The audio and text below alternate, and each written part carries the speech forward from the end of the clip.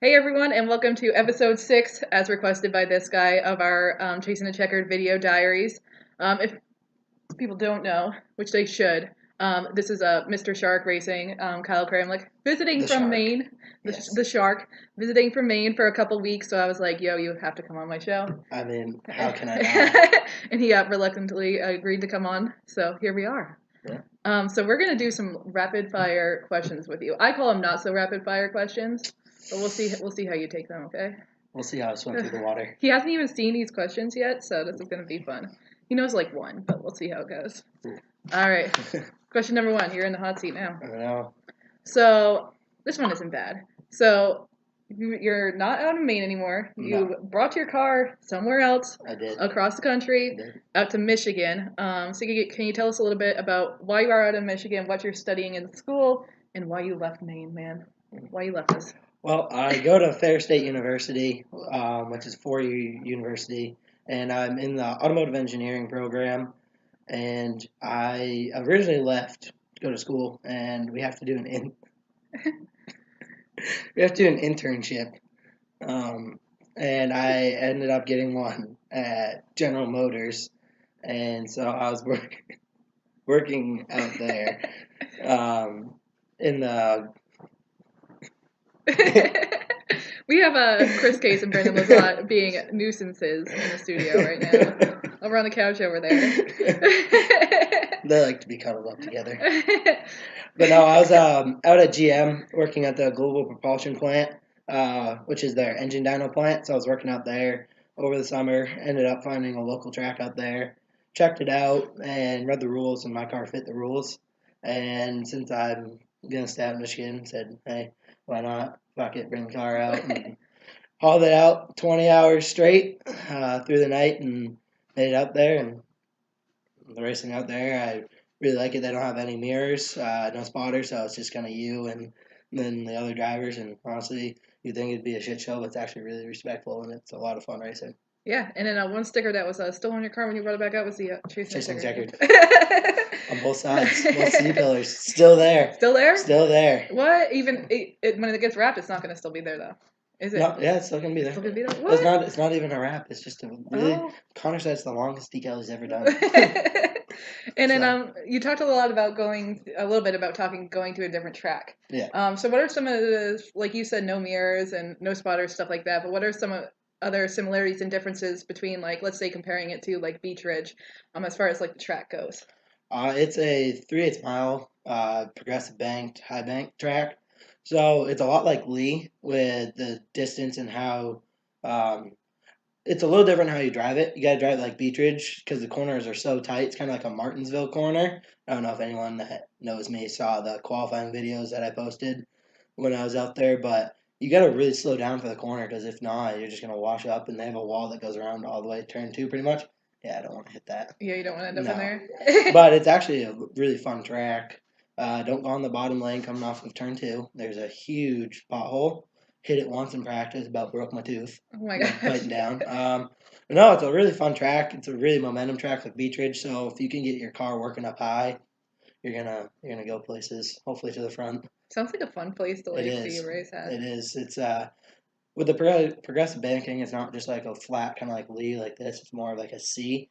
So if you hit the high line just right, it's kind of like you have like a spiral when you come out.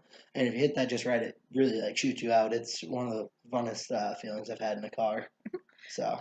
And then one thing you mentioned too is that kind of the format of racing is a little bit different there, whereas qualifying is different, where you have like the time trial as opposed to just going out there in a group of cars and qualifying. Well, we do that too. The qualifying sets which heat you are in, so it's fun. I think a lot of tracks should adopt it. It shows who's fast, and it's like another practice, but to where you can actually feel your car and you're out there by yourself. And I mean, it really doesn't take much time. They have 3 divisions with over 50 cars, and they do it within like an hour and a half, just one after another. Wow. Sounds like it's really like, that you just kind of just keep it going, have a good show that goes on there. So like now that you've raced at like both different, like the 2 different tracks, is there anything that you would adapt from like Owosso to bring to like Beech Ridge and maybe suggest that they do there to just kind of make it more fun for the drivers and the fans? Beech Ridge definitely does a lot more kind of like with the fans with the happy half hour and autograph sessions throughout the year. I know Owosso did one autograph session, but I was only there for 2 races, so I don't know everything they do. But looking at their schedule, like they don't do a happy half hour, but they also run later. Like I didn't get out of there till like 1 in the morning one morning, and I had an hour and a half drive back home. So that probably wouldn't have been fun because I was already tired, and it was like 35 degrees out. Oh gosh. So because Owosso's in the middle of a cornfield pretty much, but I think both tracks do a very good job with when you come in. The owner came right down to my pad, made sure I had everything I need, asked me, and they do a really good job of reading off your sponsors. Every time you go out for qualifying, while you're out there, they read off all your sponsors. You could list 20, and some cars do, and they list them right off. So they do a really good job of advertising you and your race team, where I know Beech Ridge does too, and Beech Ridge gets a lot of exposure being in southern Maine. So I think they're both really similar in that respect. And Beech Ridge has always been my home. My family's raced there for years, and my step grandfather actually built it. So I mean, Beech Ridge is actually home, but Owosso is pretty good too. And another thing too is that we talked about at the beginning of the episode here. You have a nickname, I do. and it's Shark. I do. And you have it right there on your shirt, Shark Racing. How did that nickname come to be? Oh, so I was helping Dale Alley and Scott Reynolds in Thursday Thunder with my cousin Daryl, and who's also the 12 Beetlebug, Chris, and Brandon know him very well. But I was kind of the runner with Dale, helped him do whatever he needed to, and one night there was an accident out on the track, and he was sitting in his car and wanted a cigarette, so ran up into his trailer. Well, first me being my clumsy self, tripped over the trailer, the ramp coming off the trailer, grabbed the toolbox to brace myself, and just looked like an absolute mess, which, if you know me, I kind of am. So they started laughing, and Sharknado had just come out at the time, so they started calling me Sharknado. So that's where that came from, and then over the years it got shortened to Shark. But it's just because I'm a mess. And that was kind of like what defines you, because when Daryl like raced Street Devils, he has a blow up shark. Yes, and that was supposed to be for me. It's supposed to be a joke because actually during one of the Street Devil practices, like their first year, or well, one of the races at like day instruction or whatever. Danny Wolf told me to jump in one of them in practice while I was in the shorts and the short sleeve shirt. But made it 6 laps before the Black Flag Day, so that was fun. Daryl and I were racing side by side out there, so that Street Devils are fun. So if you want a cheap way to get into racing, go Street Devils. It's pretty fun. Another good question for you: do you have a most embarrassing racing memory to date, where something that you did and you're like, "Wow, I just really screwed it up," and everyone saw me? Oh, Chris knows this one. So, me being me, wanting to drive on a Thursday when I race Saturdays, I was antsy, and Chris had been joking around if I got to drive his car, he could drive mine, and so we had a practice where he wanted. They just made the 13s legal again, 13-inch tires to be used, and Chris had some that were harder than hockey pucks, and he's like, "All right, get in, go out, and have some fun." And during a varsity practice, I was like, "All right, let's go." Well, this is the only time I have ever spun out or crashed without being helped. I sent it off turn 2 up in the dust, and I spun out a CRX. Pretty badly. Yeah, autograph night too. Chris about shit himself. It was pretty funny. But that's probably my most embarrassing because it got away from me. It was so hard to handle those cars, but that's probably definitely my most embarrassing. Just like, well, I'm gonna stick with the Sport Series. It went fine in the next practice. Yeah, you're welcome. Soften those tires up for you. And the next question, also a good one. Who's one driver, like any level of the sport, you don't have to throw anybody under the bus, we talked about this before, that you would love to just give a taste of their own medicine, like a driver in the sport that you like just like pisses you off, and you're like, if I had the opportunity, I would show him what I'm made of. There's definitely someone on a personal level, but we'll not go there. Definitely, I would say Kyle Busch. I would love to be his crew chief and just give him the shit right back that he tells his crew chief. If you ever look up the YouTube videos, Angry Drivers, him and his brother Kurt are two of the worst, and I just love to sit up in the pit box and give it right back to them, because if anyone knows me, I'm sarcastic as hell, and I will give it back. So I'd love to do that. And that brings us to another question, kind of different side of things. Who has been your favorite person to race alongside to date? And then maybe one person that you've had struggle, kind of racing with too.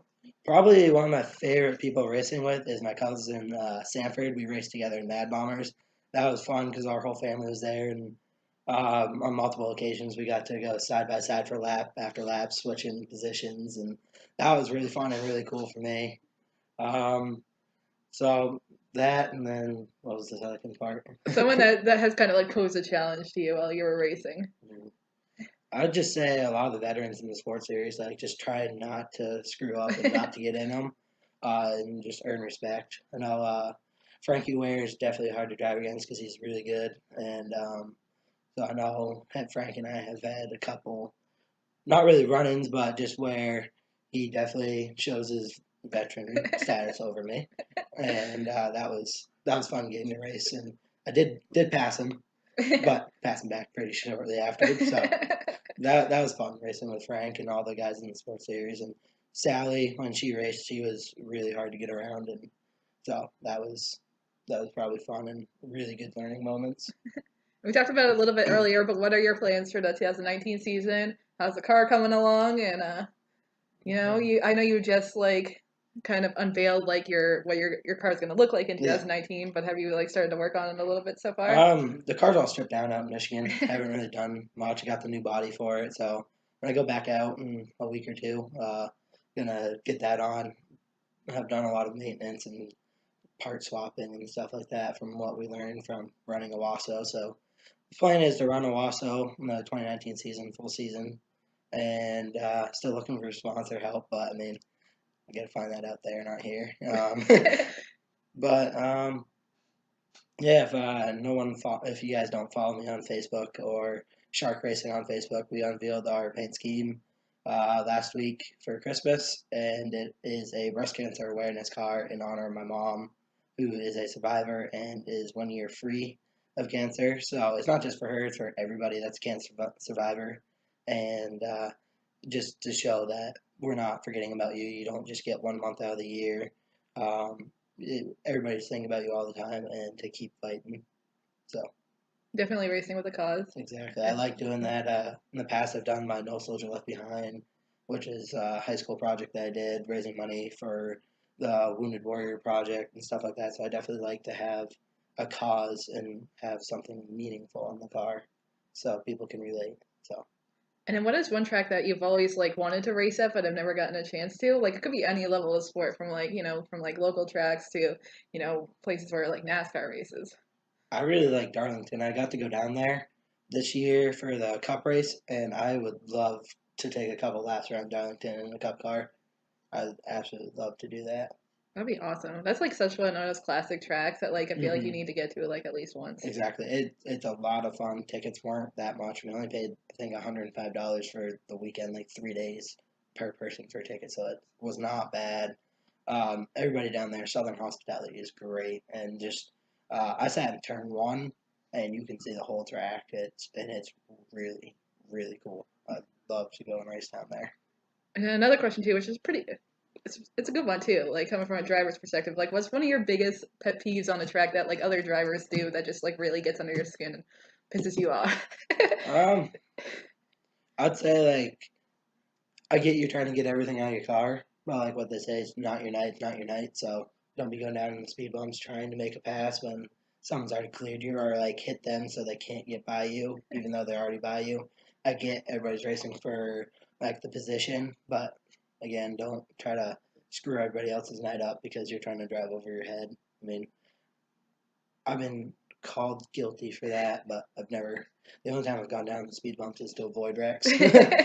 But just again, if it's not your night, it's not your night. And, I mean, that kind of pisses me off. And people, especially out at Owosso, what pissed me off was guys. They have like the pullover flag because you don't have mirrors, so you don't know when the leader's coming. Guys that just don't obey that, or once the leader's gone, pull right up, and that kind of like, you're in the back of the pack, like stay there. So And then to end this off on a positive note, so you talked about it a little bit, looking for sponsors in 2019. So what are some of the reasons why people should jump on board, but not only your team, but just like shark racing as a whole in 2019?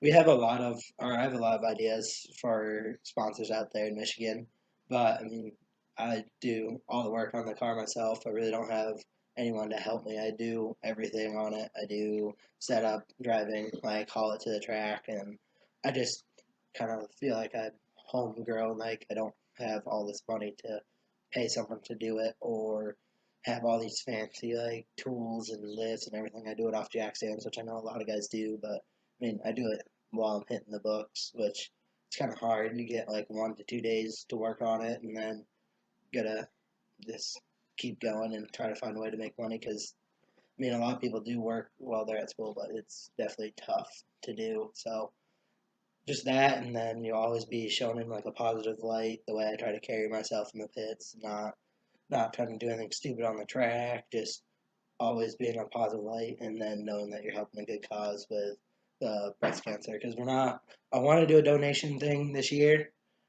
just not sure how to start that, and that'll probably be something that's going on throughout the summer. You definitely have a lot of plans for the 2019 season, and looking forward to changes at a new racetrack. So if you're looking to jump on board with somebody, maybe get some exposure out in, a little bit more west than Maine. Shark Racing on Facebook. Is that where they can find you? So. Find him on Facebook, jump on board with him, and go swimming with the sharks in 2019. All right, thank you, Kyle. Thank you.